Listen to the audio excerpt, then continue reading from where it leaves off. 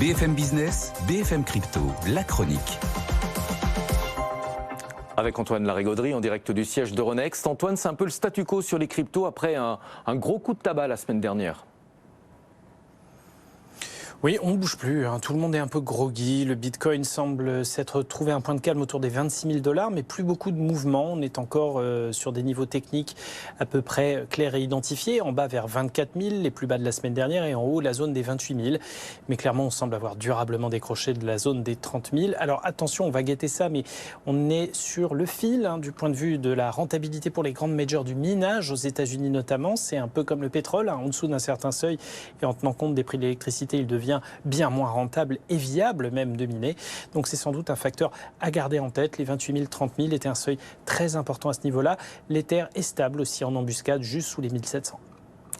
Antoine, tout le monde en prend pour son grade en ce moment, vraiment dans le domaine des cryptos. Finalement, il n'y a que l'XRP qui garde un petit peu de lustre. Oui, et encore sur les 5 derniers jours, tout le monde perd entre 11 et 15%. L'XRP est parmi ceux qui ont le plus souffert, avec un plongeon qui l'a même amené sous les 50 cents, à 47. Mais là, sur les 2 derniers jours, on a bien remonté la pente et sans doute bien mieux que les autres, avec une remontée à 52. Globalement, les altcoins, les cryptos liés au Bitcoin, mais un peu alternatives, se sont mieux comportés ces derniers jours.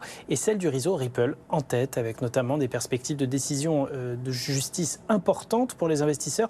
On en est encore à essayer de déterminer si ces jetons sont des actifs financiers, des securities ou autre chose.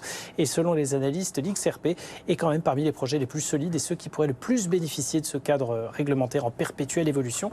L'XRP qui bénéficie de pas mal de prises de position de gros détenteurs, les baleines comme on dit, qui peuvent permettre de propulser les cours très haut et très vite. On le rappelle, au plus haut des 12 derniers mois, l'XRP a même frôlé $1, c'était à la mi-juillet. Merci beaucoup Antoine Larigauderie.